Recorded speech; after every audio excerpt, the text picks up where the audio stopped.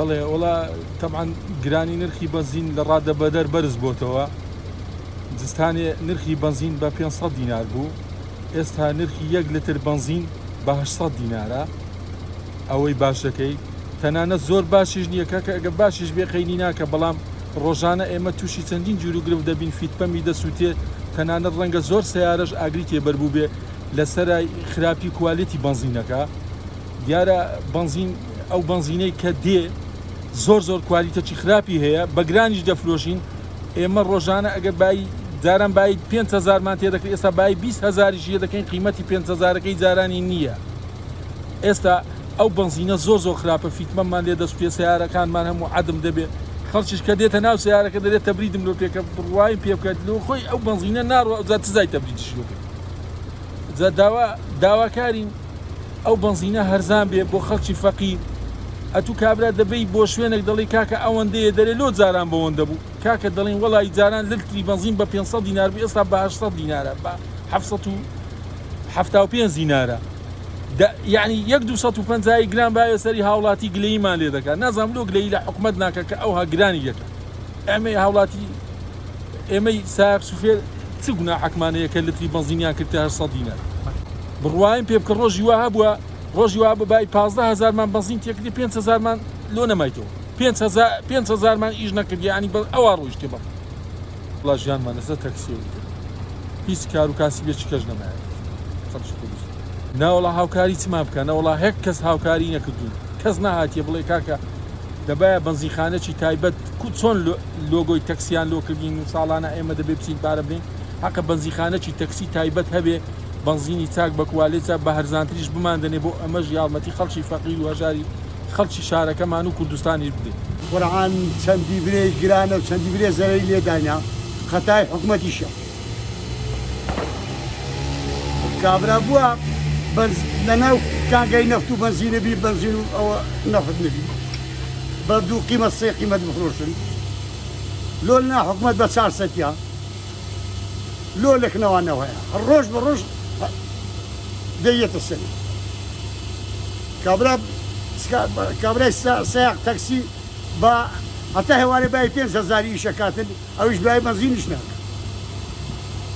گوناحە بە هەگەیان لەو ملەتەی ئەوڵە هەگەیان ناوەڵایی دەبا بێن نرخی لە سەیەک تشتی دانێن دەی لە بازاری لە بەنزینی لە هەموو شتێکی پێوەڵە ئەرێ وڵات خزانەوانە چەندی دەخۆ ئەرێ وەڵی تەقسیری لە هەموو کەس کردیە، لە فەقیری کردە، لە دەوڵەمەندی کردە، لە هەمووی کردە. ئەرێ وەڵا بە قەسمەکە گەمەی بە ملەتەی دەکەن، ئەگەر گەمە نویتن لۆ های لێ دەکەن، بۆ لە باتی ملەتی یارمەتی ملەتی بدەن و ملەتی بەخێ بکەن، لۆ دای دەدۆشن، لۆی لێ دەکەن، لۆ قەدەی لێ دەکەن. گرانبوونی بەنزین وەکو خاوەن بەنزینخانە ئێمە بەعام مەسەلەن ناتوانین تەحدیدیکەی لەبەر ئەوەی گران دەبێ یان لەبەر ئێمە کە لەوێ وەردەگرین کە گران ئەمەش دەبێ گرانی کە ئەرزانە ئێمە دەبێ ئەرزانی پێ. بەس کێشەکە لەوەیدایە ئێستا ئەو بەنزین هەرزانکردنەی هەولێر تقریبان کێشەی لە بۆ ئێمە دروست کرد. ئەتۆ کە بەنزین هەرزان دەکەی جێی دەستخۆشیە بەنزین هەرزان دەکەی. بەس فەرموو ئێستا ئێمە بۆ نمونە بەنزینخانەکەی من باواجی لە کۆیە ئێمە ئیجازەی ڕەسمیمانەیە، پێشتر حیسەبان لە حکومەت وەردەگرت.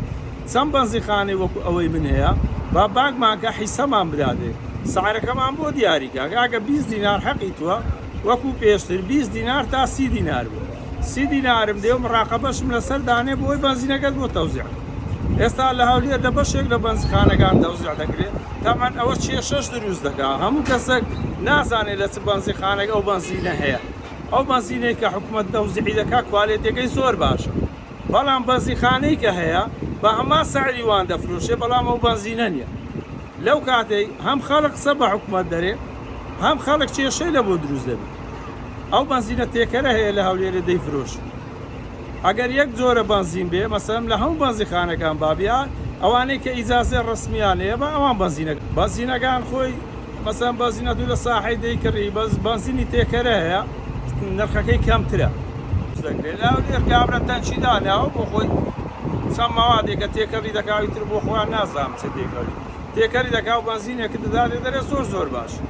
کەچی تۆ دەیبین دەی ساغی ئەو بنزینە نییە کە ئەو باسیە ئێستا ئێمە کێشەکەمانەوە ئێستا وەکو خۆم بە یەک دوو برادری گەشم گۆتی خاوەن بەنزخانەکان کە دوای جەژن بابڕون لەلای جەنابی قایمقام پێی بڵێن یعنی ناکرێ مەسەڵەن کە لە هەولێر هەیە لەوێ تەوزیع دەکرێت با لە کوێش هیچ نەبێت لە 3 بەنزخانە تەوزیع بۆ ئەوەی هەم هاوڵاتی ئیسفادە بکە هەم ئەمەش بۆ ما ڕوون بێ لە هاوڵاتیش ڕوون بێ لە چێ بەنزین لێ لە چێ بەنزین کە نایدا بێت لەبەرچی نازام هۆکارەکەی کەس نازانێت وەتە ئێستا دیار نین بەس بەشێک لە بەنزیخانەکانە تەوسیعی دەکەن وتەوە ئەو بەنزینە من تەلەفۆنم کردێ لە خوار 800 ئەگەر ئێستا ئەم بڕۆم بەنزینی کار بێنم لە خوار 800 یعنی بە 800 ناتوان بیفرۆشتمەوە لە بەنزیخانە ئیدەوە ئێستا وەکوێ بێ ئەمە برێن کاکە بڕۆنەوە مارێ بەنزخانەکانتان داخەن و کاسپی مەکەن یعنی هیچ ماخوونیە لە هەندێک بەنزیخانەی هەیە لە بەنزخانەکانی ئێمەنی ئەرێ وڵا لەوەتی ئەو بەنزینەیە خەرکسی خەشمان پێ ناکەن